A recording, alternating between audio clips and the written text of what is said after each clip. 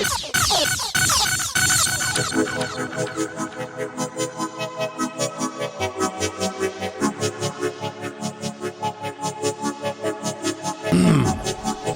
the 29th day of November, 2015, and this is the Radical Agnostic. Gnostic.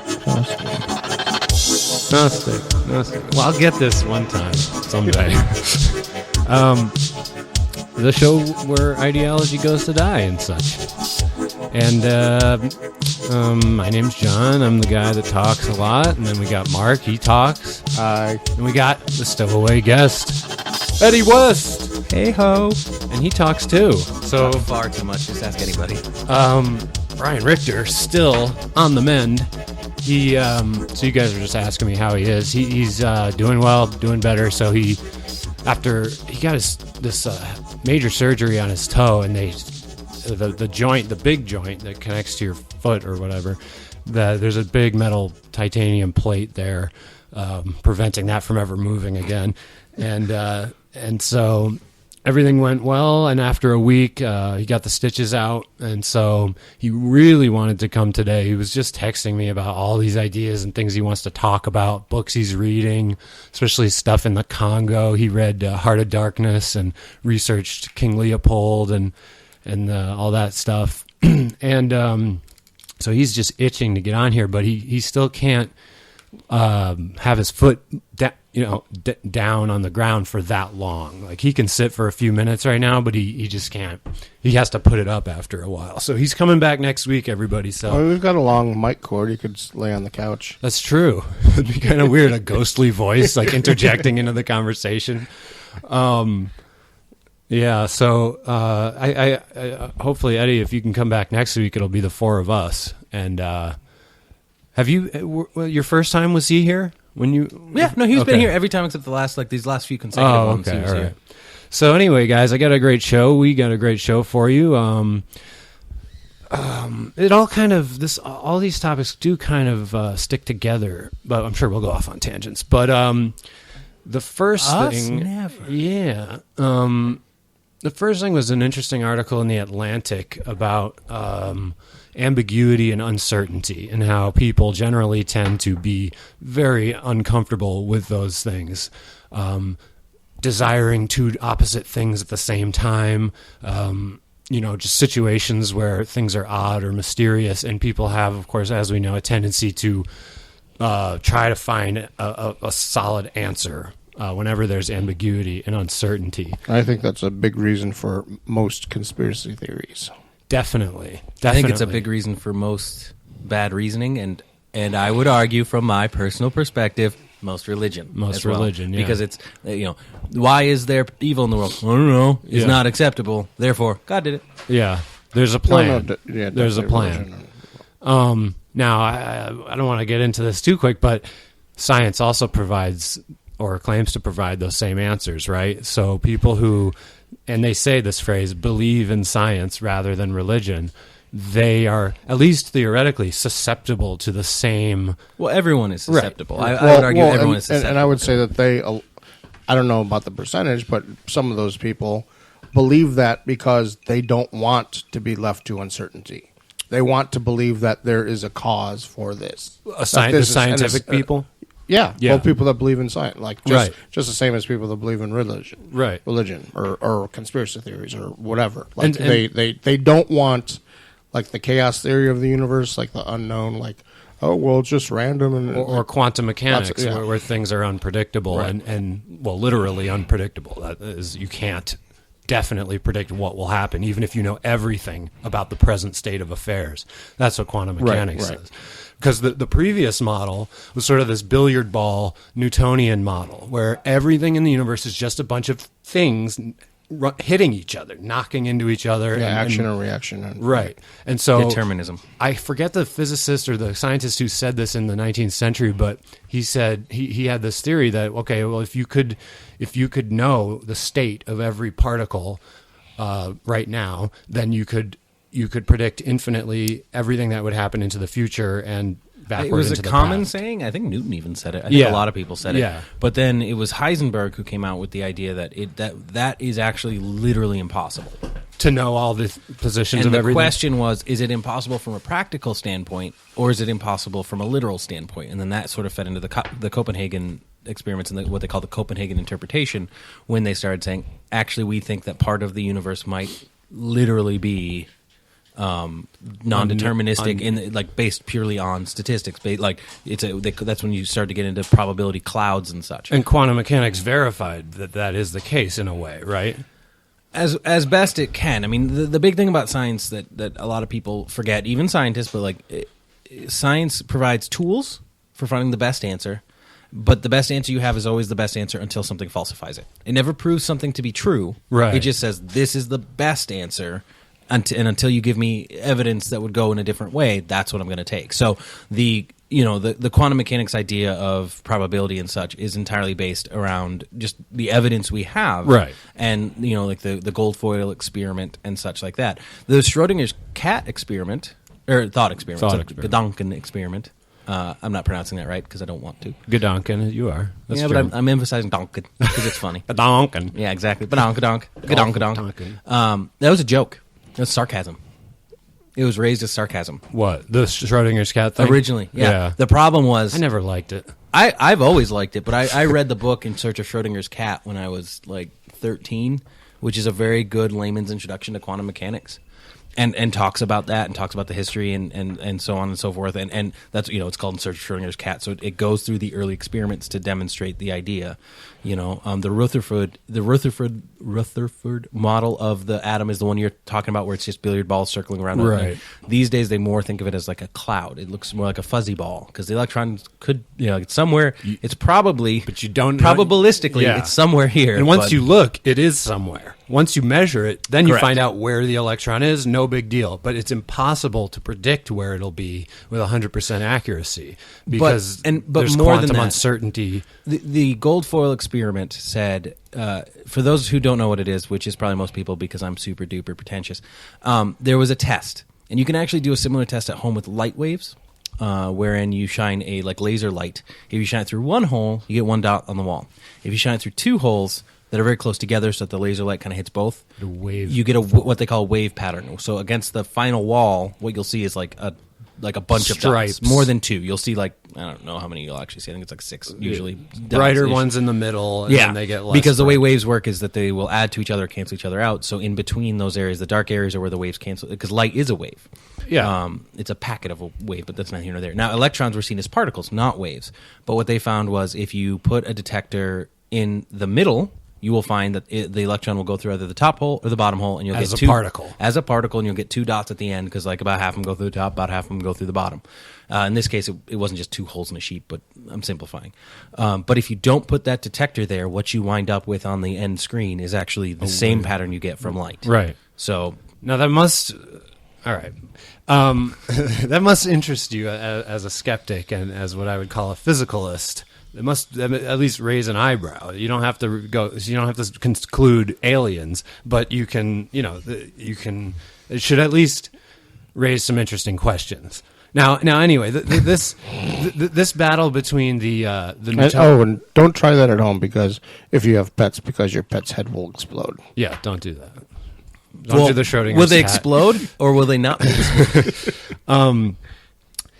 This also relates to the philosophical problem of free will. So in the billiard ball model, look, all the brain is a bunch of little things knocking into each other. So there's only one way any decision can go at any time because everything is deterministic, and it's just a matter of what balls are going to hit the other balls, and the decisions you make are eventually going to be a product of those balls hitting each other. And even though it feels like you could make a different choice or you could do what you want or do something crazy right now, the truth is that all of that was determined infinitely far in the past, and everything you do will be determined. So, and my buddy Schopenhauer, whom I believe to be the most brilliant European of all time, the greatest philosopher of all time, even he was a proponent of that the deterministic model of anti-free will. But quantum mechanics brings up the question that our decisions could be the product of quantum fluctuations within the brain, meaning that they're not determined. And that could be what we experience as free will. Well, but how could that even be possible? The anti-free will, with you knock on someone's door, and they answer it. Now, there's a couple of different things that they could do. They could say hello. They could punch you in the face. They could take a shit in their hand and smear it on their own face. Like how is because so even though it feels to them like their choice is free. I mean, simplify it. Just do it right now. We could do like in 10 seconds. Mark is going to yell out a word, but you don't know which one you're going to do, and you're going to wait till the last second to do it, right? And what if I take off my shoe and hit myself over the head instead? Right. The idea of determinism would be to say that you were going to do that no matter what. Think of it: a dice roll is traditionally considered classically random. Right? You get a random number, right? Right, but in a a dice determinism only has a certain number of sides. But stop for a moment and just say, in theory, you think of a dice roll as a random number between 1 and 6. But technically, that's actually not true. It's just too complicated for us to figure out. Depending on how you throw it and how much it weighs and what the surface is, there's only one way it can end up. And you keep going back into the past, and my whole let's play dice. That whole thing was you keep going in was all determined by the particles. I don't believe it's true, but this is the deterministic. If you were going to say hit yourself in the face with a shoe instead of say a word. So that's what we agree on, and it so happens that what you actually do is hit yourself in the face with a shoe. Determinism would say the reason you did that is because it's Tuesday. Well, it's not Tuesday. What day is it? It's Sunday. It's Sunday. It's Sunday, and you've been thinking about that, and you're an iconoclast, and you don't like doing what he says, and therefore today the natural consequence, just like when I roll a die, I rolled it with X amount of force over Y surface, and it hit 3 walls, and it landed on this side. Same thing. It's too many variables to count. So you're right in the sense that it would seem arbitrary. That especially when people do strange things, it comes across. It's just way more complicated version of the dice roll. Socrates made a similar argument in the Crito. If any, let's bring it all back to historical stuff, because he when he was condemned to die. And his argument was he didn't have a choice because of his principles. Now, you may not think that everything's necessarily a principle on the same level as Socrates' principle, but the idea of determinism says that we all have a lot of principles, too many to count, perhaps, but that in the end your actions are the natural consequence of all those principles, just like weather patterns are deterministic. Now let's bring this. In a way, I guess I'm not saying that free will exists but what my argument stems from, like someone who's crazy, and so there's no logic behind what they might do, or except for they're off their meds, and so they. But that's another under determinism. The idea would be that say your neurons start firing what we would call arbitrarily. Neuron A fires neuron Z randomly, and that makes you start gibbering like an idiot. Under the deterministic model, the idea would be. That's things the are natural fire consequence in their brain because of you're not on your meds because of now. X, and I don't believe in determinism, but it brings up an interesting part about crazy people because I've worked with them a lot, and that is the medical definition too. Crazy is what they use. But the funny thing is, psychotic people who are experiencing audio and visual hallucinations. So when when you see the homeless guy walking down the street and he's sort of grasping, I have my hands up in the air here, they're sort of grasping at things, or they're turning around or yelling at someone who isn't there. Yeah. The interesting thing to me is that they see like floating stuff in front of them, and that's why they're putting their hand out like that. We think of them, they're just crazy. Their arms are doing random things. That's how we think of it. But of course, the truth is, they're seeing stuff there very clearly, and it's weird. They're like, "Why is that cactus floating? I'm going to try to grab that floating thing and try to interact with." No, yeah. I know. There are levels of psychosis where your physical actions aren't necessarily directly correlative. Certainly, but you're right. That a lot of times it does make sense to them. Yeah, but he was trying to get at random. This was just because if it's trying to get to truly random. Because it was like, he did that because it's Tuesday and blah blah. It's like, why doesn't everyone do that then? Because stuff's going on in his brain that isn't going on. Think of a 20-sided die on a pool table, a very large 20-sided die, versus a pool ball. They will respond differently when hit by the cue ball, even if hit in the same way. So determinism does not say we're all identical. Determinism just says, and I'm not note That's a everyone good that analogy. I'm very much saying determinism says. I'm not saying this, Right, but determinism would say, yeah, you're a different pool ball than the other pool balls, but your reactions are the same. No. I understand that, but what I'm saying is, the variables, the amount of variables that there are insane. Like when you say, Yeah, no, it's no a one's 20-sided disagreeing. die. Yeah, It's right. like, well, but then I think I was more you thinking 'cause roll of the flat die size. and it turns into a frog. Right. I mean, like you Right. can't. That's a good- That's yeah. not something that you would predict. Right. No, matter and who you're you are. right. No, So- determinists don't try to say we would be able to perfectly predict No. per se. Yeah. They're just saying They that say, in the if end, you could know the position of every particle Yeah. in the brain and how it's going to move and the laws of physics that they have to obey, then we would, it's a principle. in theory, be able to predict. And, But you know what? Quantum, Communism works in theory.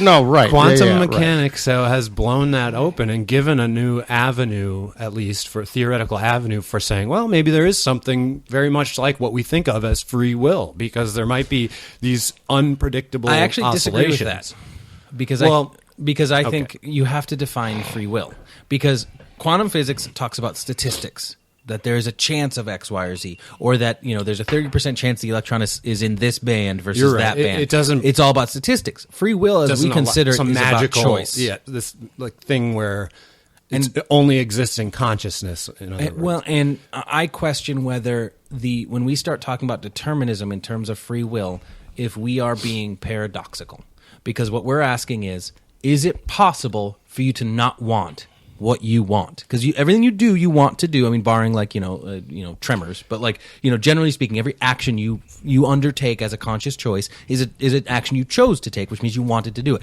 It may have been like the lesser of two evils. I'm not saying you wanted to do it per se, but you made that choice to do that thing. And so when you ask about free will, is it possible for you to have not done that? You smack yourself in the face with a shoe rather than saying Tuesday. Okay, Was it possible for you to do not something to else? smack yourself but in the face with a shoe? that is asking, is it possible for you to do a thing that you didn't want to do when everything you do is what you want to do? Like, it's contradictory. So Well, that's a good But point. I mean, All right, that's like addiction. People don't do all the time what they want to do. Like heroin addicts, Guys, when they get off. No, of it, he's or- right. I I think John wants to get to the random numbers. Well, Yeah, right. not yet. But I want to bring it back to this article in the Atlantic, and this fits perfectly with what you guys are saying right now, wanting to do two different things at the same time. And this Cognitive dissonance is what that's. this psychologist is saying how frequent that phenomenon is in all of our lives. And he gave an example of David Koresh, and he fell after extensive research on that whole Waco incident where the ATF came in and the FBI eventually also, and they burned the building down, or perhaps Koresh burned the building down. The just to be clear, They assaulted the- just to be clear, to my understanding, the current theory is that what wound up happening was that it was like one of the tear gas grenades, a non-lethal grenade was thrown in and sparked a fire. That's my understanding of the official answer. You can be a conspiracy theorist, you can think lots of things, but when you say like the Bureau of BATF, burned it down, it's like, well, they didn't say we're going to set it on fire. No, well, that's Well, they part of might the have, but that's right. the conspiracy theory. Part I'm of just the saying, like conspiracy the is standard they story might have is added a flame Right, unit to certainly, that certainly, tank certainly. barrel, But because like they did run a tank but into the that's the- compound. No, yeah, Yeah, you're yeah. right. Let's You're say- right. Well, they ran a tank into the compound, and then when it pulls out on the video, you can see flames Flames. coming out of the tank, And the turret. the official thing is that it was firing in that gas, that Right. and then the gas ignited because of something else. So right, no, yeah. I just want to be clear that the official answer, because you were giving two scenarios, maybe they did it or maybe Koresh did it, but Right. but just the official story, whether you like to believe it or not, I think, is that a canister of gas or pepper spray, some kind of non-lethally type thing went and started a fire. and it was like a plywood building. Yeah, it was Yeah. accidentally, right. So anyway, this guy analyzed Koresh and said he wanted both to live and to die. And that struck a chord with me, thinking about some of these suicide bombers and shooters, like the guy at Planned Parenthood. You would think it was a 6-hour standoff. You would think this guy would end up dead. Like, this is my last stand. A lot of times that's what happened, but they ended up arresting him. Suicide bombers and school shooters, sometimes they die. Sometimes they death by cop. They shoot enough cops to guarantee that they're going down, and sometimes they don't. And I don't think that it's really important which ones survived and which ones didn't. I think they all kind of share this vaguely in common, that they both want to live and to die at the same time. In other words, they kind of want this to be their last stand, but then in the moment they're like the White House, the guy on Thanksgiving who jumped the fence of the White House.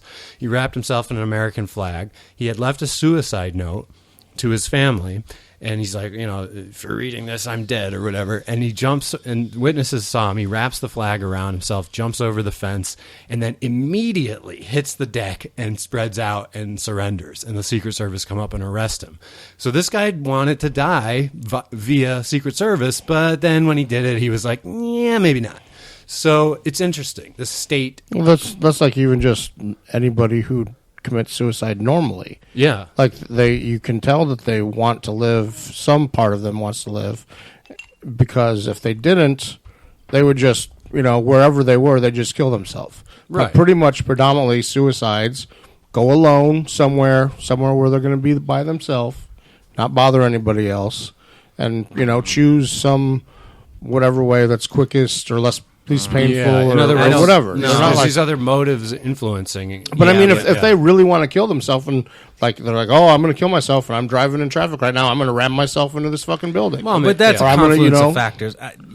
You're not to be a smart aleck, but you're somewhat oversimplifying, because the people who do kill themselves, sometimes they do it away from everyone else where it's easier on them. But to be frank, most people who commit suicide are to a greater or lesser extent not in their right minds.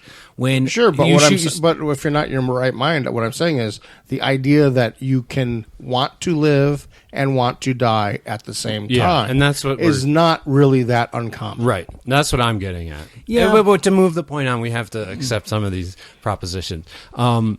Interesting side note, though, I did write a paper about suicide this week, and the gender statistics are very, very interesting, very, very different. We know that men are 4 times more likely to commit suicide than women, and that's true pretty much throughout the world. But women have 20 times more suicide attempts than men. So women are much, much more often suicidal. Well, that's just because men are better at it. Wait, hold on. Men attempt and they do it. Women attempt and they can't fulfill it. No, hold on. There's several factors. There's several factors. There's others. Because not everyone who commits what would be classified as a suicide attempt is actually suicidal. So there are legitimate, because I've run on those calls. Yeah, I know for a fact sometimes it's a cry for help, but also. But like we were saying, it could be both. They could want to die, but then they're kind of hanging on. Some non-zero cookies in the oven. Some non-zero number are just doing it as a cry for help. But also, men are 4 times more likely to kill themselves. But I think they're also more than 4 times more likely to use a firearm. Oh yeah, definitely. About 50% of all suicides are with a firearm, and most of those are men. Well, obviously, but. So, I don't know. That's interesting. The paper I read, the study I read, tried to explain it by saying that because men have a higher threshold for pain due to like contact sports and like jobs that involve physical stuff, that they are less shy about the actual act. But come on, haven't we already determined that women have a higher threshold for pain? No, because of pregnancies. No, that they can. No, we haven't. I thought they've done studies about this. And men have a higher threshold for pain, but just because pregnancy happens to be the thing that hurts the most, that doesn't make them have a higher threshold of pain, especially since it only happens 1 or twice during the lifetime. Except for that you don't grow up learning. They can go through it, and some of them can do it over and over and over and over again. Yeah. Whereas men have never done it. Right. So there's no basis to say that they wouldn't be able to. I think that the disparate statistics can probably be correlated much more to the types of suicide that so happen to be socially gender constructed. Women are less likely to consider firearms as an option. And if you use firearms, you are considerably more likely to succeed. You're also, for the record, as a public service announcement, kind of an asshole because somebody in your family has to either clean the or, wall. or do all the work of hiring someone to clean the mess you made. Don't do that. Not if you go out in the desert or go somewhere where... All right. Anyway, Seriously? I know plenty of people who have done that, so yes. Yeah, well... If you're recommending that, I'm saying if you really are hell-bent on killing yourself and don't want to cause a problem with cleaning, then... well, my there you go. recommendation I recommend would be that you seek don't help do and it. go talk to a No, loved one. no. My recommendation is you don't kill yourself because really this is the only life you got, and why? And it's like playing a video game, and you still have a life left, and you turn it off. Yeah. Yeah, you just try to get through it and call someone you love to help you through it is that. it is easy to forget when someone is thinking about when a person is thinking about suicide. It's easy for them to forget their options because they get locked into a mindset of here is like they're stuck in a box, if you will. You know, the box that they think that they're locked in, and you know they think that within this box would be more pleasant or more. I would prefer to just not even be here at all. That's a good way to put it because people who do seek treatment and go into like a inpatient unit, there's a very high rate of improvement in their condition after they take that trip to the ward partly because everything's different. Your surroundings are different. You're out of your house. You don't have to go to work for a few weeks, and there's no responsibility basically, and that's very important to a lot of depressed people who are kind of beset by these responsibilities. And depression is an illness, and I don't think we should look down on it. And so it's it's the old adage about the guy goes to the doctor and says, "Doc, it hurts when I do this." The doc says, "Don't do that." Right. But that said, not that easy, but it's not that easy. So I just want to be very clear before I say this, which is I'm always reminded of the Flitcraft parable. Do either one of you recollect that? Because no one else will, because I'm a pretentious asshole. Do it, Eddie. The Flitcraft parable comes from the Maltese Falcon. It's a story he tells in the middle of the story, randomly. It actually has no bearing on the rest of it, and a lot of people think that Dashiell Hammett, who wrote the Maltese Falcon, that this may have been an actual case of his. And he just worked it into his book. And it's a cool story. The story is he was hired to find some guy. And he finds the guy, and he finds the guy has remarried, so he's being a polygamist, and which is illegal. And he's married and has, I think, maybe another kid. I'm not sure of that, but he's essentially just in a different state, living much the same life. And so he gets the guy to sit down and explain to him what happened. And what happened to that guy was the guy was walking down the street, and a construction beam, like an I-beam, landed next to him, like 10 feet from him. Like it kicked concrete up, and the guy still has the scar above his forehead. And he saw that, and he recognized the fragility of life and just abandoned his life. And the idea in the Flitcraft parable, the point he makes is, he abandoned it, but he wound up getting back into the same old rut. Yeah. But the point the part of the point I've always pulled out of that is like, if you hate your life, if you are miserable, then I do legitimately think running away is an escapist fantasy, but it's a better escapist fantasy than suicide. Yeah, that's what I always thought. Like, all right, I get it that you're in agony. Just empty your bank account and go to Russia. Go do something crazy, like try whatever you can. It's easier said than done because when you're in that state, that feeling that you have, it colors everything. It's like a pair of colored glasses. Like everything you think about is now colored with that doom. And you'll even look back on your life and say, those fun times I had weren't really fun. I wasn't really having fun. So let's all be very clear here that depressed people are in rough shape and have trouble thinking clearly. But that said, I've always thought that. And I think most people have some period in their life in which they're depressed. It may not be as bad as other people. I mean, I'm not trying to diminish anyone's experience, but I do think it might be helpful for people to remember you never have to stay in the box. Right. Anyway, moving on. Can we get off depression? Yeah. And like suicide? Why? That'd be great. No. This will be the best show ever. Right after the holidays. Right after We got Mark's tips on the right way to kill yourself. Yeah. No, but I was just going to say, like, I agree with everything you guys have said, but and this is just from my viewpoint, so I'm not saying that everyone can do this or think this or whatever. But even when I have been depressed, like, still, like, the thought that after this, like, there's a possibility that there's nothing. Like, I don't know what happens after this. Right. But I do know that if I don't kill myself, tomorrow is going to happen or the next day or whatever, and shit changes constantly. So like whatever situation I'm in, it could get better. It could get worse too, but I don't know what happens next. Right. So I'm not going to end it early. You know what I mean? Because I want to see what happens next, no matter even if I fucking end up living on the goddamn street. And I think that's a good philosophy. But the point I was trying to make was that there are people who they feel like they're stuck in this box, and they know the confines of this box. This box is not going to change. I mean, yes, anything could happen. Well, zombie. I still hold out hope for the zombie apocalypse. Right. I still hold out hope for nuclear war. Total. No, zombie annihilation. Now, I have the best anecdote of all to illustrate what you guys are saying, though. And this is in defense of what? This is in defense of the people who are really, really depressed. So David Foster, defense in what sense? In defense of that, it's like the stuff we're saying right now doesn't quite capture how dark because I was like, is. I wasn't attacking people who are defense. Why are you defending them? Yeah. No, okay, I got so, David Foster Wallace, the great writer who did eventually commit suicide about 10 years ago. His bandana was too tight. Yeah, that was because he had a horrible sweating problem, and he was really self-conscious about it. Really? Yeah, he would pour sweat. So why didn't he have bandanas tied around his armpits? Maybe he did. He probably has some kind of... But anyway, in Infinite Jest, I think, or maybe it's... But he's talking about people... So, like 9/11, right? You see people jumping out of the buildings. Right. And the whole thing is the people down below, us folks watching, we say, why did you jump? You know, it's hard to understand because you're gonna die if you jump. So why do anything if that thing is certain death?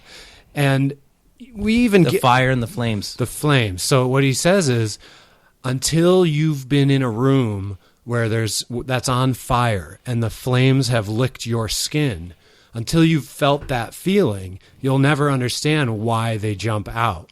And the analogy is to suicide in the sense that some people are in such pain, like psychically, mentally, that it's like those flames are licking their skin and burning them. And that's why they take that suicidal exit, because it's so painful that jumping literally is the more rational option. Because you're being burned to death if you don't jump. So that's his analogy. It's very powerful, very dark. And what if you run and set yourself on fire and then jump out of the building? Well, his argument too, and I think he's very right, and he would know because he suffered certainly more from depression than I think anybody sitting at this table. Yes. You don't know me, man. Depression, especially clinical depression of a I want to say true medical variety, but that I don't mean to diminish anybody else. Your life can be great, and yet you can still want to kill yourself. Yeah. It has nothing to do with that. It isn't. Yeah. And that's why the escapism point I was making. Well, it's tough to say that you hate your life so much, so why not just run away when somebody hates their life no matter what the circumstance. Can we really seriously get off this subject? Yeah, but I want a dinger. Where's my dinger? One more thing that I learned from that paper was that, like you just said, your life doesn't have to suck, because white people are far more likely in this country to commit suicide than any other racial group. Now, close behind them is American Indians, but blacks and Hispanics and Asians are way 1/3 of the rate of whites. And that is very interesting. Now, there's plenty of poor whites in this country, millions and millions of them, but still, their socioeconomic status is much, much higher on average than any of those other groups. And the distribution doesn't really follow socioeconomic status, because American Indians have the lowest of all those groups, socioeconomic status. And they're just there right under whites, who have the highest. And then the two guys in the middle, blacks and Hispanics, and Asians, they're at the bottom of the... Well, so what about Asians? Asians are near the bottom too? Yeah. Even though it's way more acceptable. In America. In America. Oh, okay. Yeah. Japanese... The suicide rate in Japan is entirely different than the suicide rate of the Asian community. But let's seriously. All right. Suicide. So the whole point of this... Don't do it.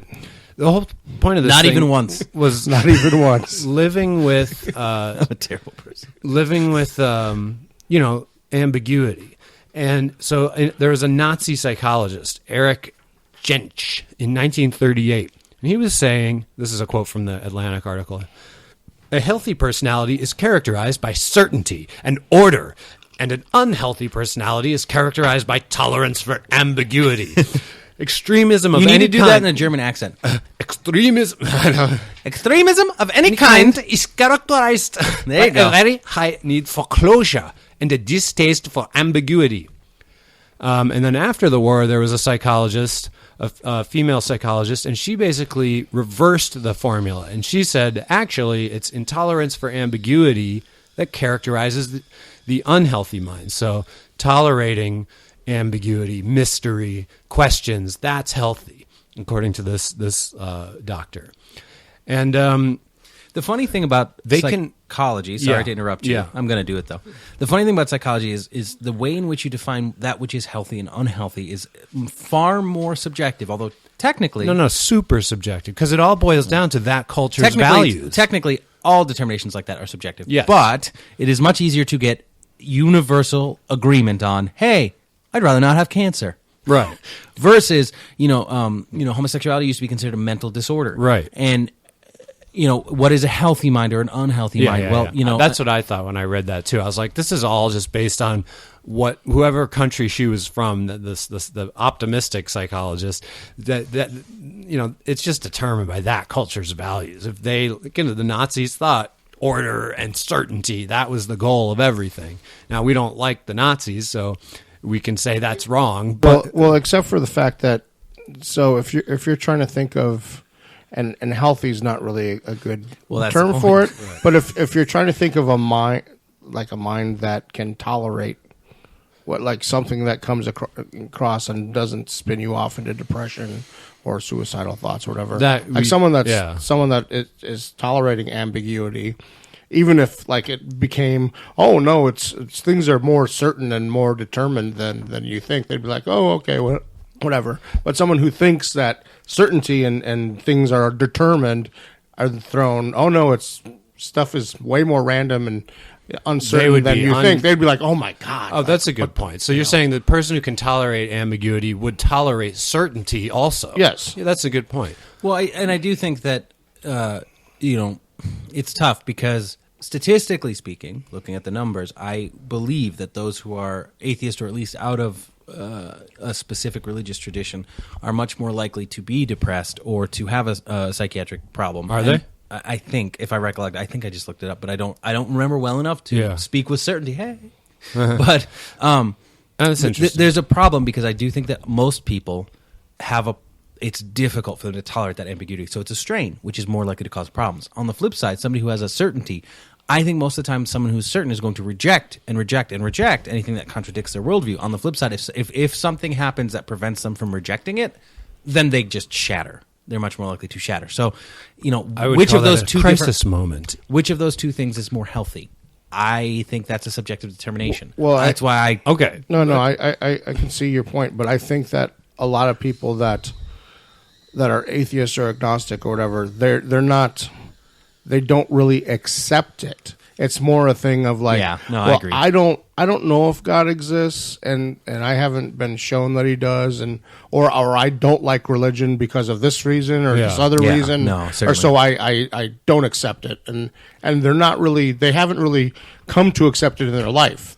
It's more like my biggest frustration among people who self-identify, because of course they're on quote unquote my side, Right. Of course, but I try not to tolerate bullshit anywhere. I just feel like I'm more likely to see it in the opposing side. But one of the most frustrating arguments is the argument that starts with, "I refuse to believe in a God that X," Right. And I'm always like, what does that matter? And that's what I always said. Like, maybe there's a God, right? And Who's maybe an he's asshole? evil. Yeah. And I think people don't think about that enough. Like, there could be a demon that rules. Which is Gnosticism. It's a view of Gnosticism, which was the idea of the demiurge, the idea of the Jewish God was that according to the Gnostics, Yeah. was that not necessarily evil per se, but just imperfect. Like, it depends. Yeah. Gnosticism is a wide variety, so leave us not oversimplify. But yes, I mean, broadly speaking, yes, this idea of like our world's created by like the shitty God. Yeah, who's- demiurge. well, and like the Zoroasters had that too, where Yeah. there's a good God and a bad God. Yeah.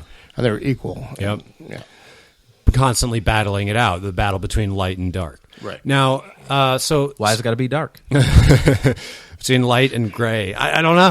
How else do you do it? So, when they do these experiments, right? In this Atlantic article, where they'll show you like images on a computer, and then they'll flash subliminal messages with like odd things or words that aren't there long enough for you to read, and that creates a feeling of uncertainty. And what they found is that that people will start to, when they have conversations after the experiment, or it's also during, the people that were shown this feeling of uncertainty was generated in these people, and they start to affirm worldviews and philosophies that they think explain things. So in other words, when you generate uncertainty and confusion in a person, they're more likely to start spouting. It's defensiveness. Their worldview. It's a form of defensiveness where, and it's much like confirmation bias. Mm-hmm. The idea where something challenging you makes you entrench yourself. Well, like Sandy Hook for Second Amendment people, that they make that a way. They turn that into evidence that more guns are needed. Right? That's confirmation bias in its extreme, and liberals do it all the time too. Well, hold on. I don't agree with that perspective, but I would argue that not everyone who espouses that perspective necessarily is falling into the cognitive trap you're talking about. The counterfeit thing where they're that event is so upsetting to them, they have to flip it to make it that it wasn't guns that made there this are happen. some people who do legit think that, like, who have it, like, But Brian thinks that it's a false flag, and I don't. I've told him a million times. I'm as certain as I can be that it wasn't a false flag, but he's looked into it, and he knows my challenge to him, which is that, well, you're so Second Amendment that you had to view this as a false flag, because if it was real, it's too upsetting to have all these dead 6-year-olds at the hands of an assault weapon. So, but I don't see why it's the same on the other side. People who want gun control, because Sandy Hook, everything what happened under everything that they under gun control, most people, the strictest gun regulations. Not the strictest, where you ban assault weapons. But most people, you're right. It doesn't challenge them, because most people in favor of gun control aren't getting as much gun control as they would think would be ideal. Right. Well, and if they're in favor already of gun control, they're willing to recognize, well, maybe like, certainly they're already in favor. They already lean that way. So then if something shows them, well, there was a loophole that I didn't even think of, that doesn't challenge their worldview to say, oh shit, there was a loophole I didn't think of. On the flip side, an event like Sandy Hook can challenge somebody who is a firm believer in guns for everybody. It can challenge them to think, oh shit, my constant statement that guns. Mark, you're right. I don't see the difference between the two, because if you want guns, then someone else would have had a gun, and the minute they saw that dude with a gun walking into the place, they would have killed him. That's why I think some people. No, I do take either argument to the extreme. No, and I do. No, that's why I quibbled with John to say some people are not doing it out of cognitive dissonance. Yeah, you're right. Like that, some people have they just rational. They are rationally. I may disagree with them, which is not to say I disagree with, or I agree with the gun control people to a great extent. Yeah. But I may disagree with but they sit there and they go, well, A, B, C, D, and if there'd been more guns. But the point is that an event like Sandy Hook is more likely to cause a cognitive dissonance. Right, because of the emotional effect. Yeah. And that's what this article is talking about. And it says, especially when you remind someone about death, they're also more likely to start giving you their worldview, their metaphysical thing. Oh, no, there's angels that pick you up and they float you over to Mars. Right. And so it's interesting. Angels float you to Mars? Yeah. I want to dig into that. You haven't heard about this theory? No. You don't know? You don't know, dude? It's one of the main tenets of Christianity. Yeah, dude. Mars is huge. Our Father who art in Mars. I like the theory that says Venus is hell. It's literally hell. Some people believe that because the highest temperatures... Because women are from Venus? I see how it is. Yeah. Because the highest temperatures in the solar system are not on Mercury, because Mercury's closer to the sun, but it has no atmosphere, so it won't, or very little, so it won't keep in the heat. Venus, on the other hand, has a runaway greenhouse effect, and they get temperatures of like 700 degrees Fahrenheit, I think. And it's hell. It's literally hell on Venus. Speaking, since we've now diverged a little bit onto religion a little bit, I have a confession to make. A confession to, I'll get out the baptismal How many Hail Marys font. do I need to say? I'll get out my baptismal I bought font. my dogs Oplataki Oplataki for Thanksgiving, and I'm going to give them some on Christmas. Nobody knows what that is. I know. Oplataki. Oplataki. It's right. That's mispronouncing it, but Oplataki is it kosher? is it Technically, kosher, yes. Eddie? Actually, yes. Technically, it's kosher because basically it's a communion wafer, Communion wafer? but it's in different shape, So what- specifically because it's not sanctified by the church, by the but it's the priest. same thing. You give it to your pets. So what For- what confession is this? What's the confession? Well, that I like religious trappings sometimes. But what? No, you don't. You're feeding religious shit to your dog. It's like the biggest fuck you to religion I've ever heard. No, this is a traditionally religious. It's a Polish thing for the Polacks. They give their Yeah, dog. it's called oplataki. It's a thing. Yeah. Why did you just? I like oplataki. I like the like idea. This, I like. this I like like. make sure that your pet doesn't go to hell, Yeah. or I what is don't the- what is the know. reasoning I don't know behind? enough It's about Fido's razor. I don't know enough about. Or not? I don't no, know enough fucked about that the up. What's the bet? Wait, the wager. Occam's razor. Occam's The razor? wager Oh, that God exists. Jesus. Why can't we remember that? Fuck. What's his name? Who's wager? Hold on. No. Pascal? Yes. Pascal's way. There we go. I kept thinking Foucault. I'm like, that's not a right. French communist. No.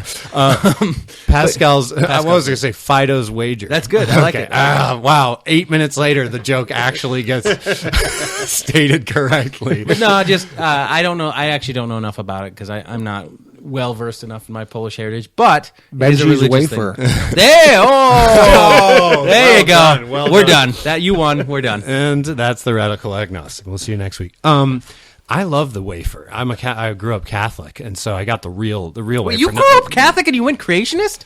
Yeah, on my own. It wasn't my parents. We're gonna do a whole episode about you Oh, just yeah. to unpack. I went to a Catholic military school. which one? You wouldn't have ever heard of it. It was a high school in upstate New York.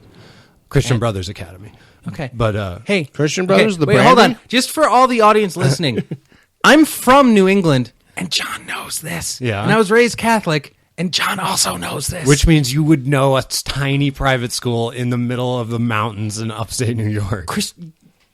Moving on. Yeah, so I thought love about the joining. wafer. I was going to join the Every time priesthood. so was I. During church every Sunday, I loved that wafer. It was my favorite part of the thing. I mean, It melts in Really? your mouth, not in your hand. Yeah, not your bullshit Protestant wafers, Mark. No, I've know what? had, Catholics are I've going had the Protestant. Catholic wafers, and I think Wow, they taste you're not like, allowed to. I think they taste like ass. You're not allowed to have that. Depends on the Well, priest. no, Depends on the no, priest. Depends on the I'm still priest. alive. Vatican Doesn't. II, my I friend. haven't Vatican died.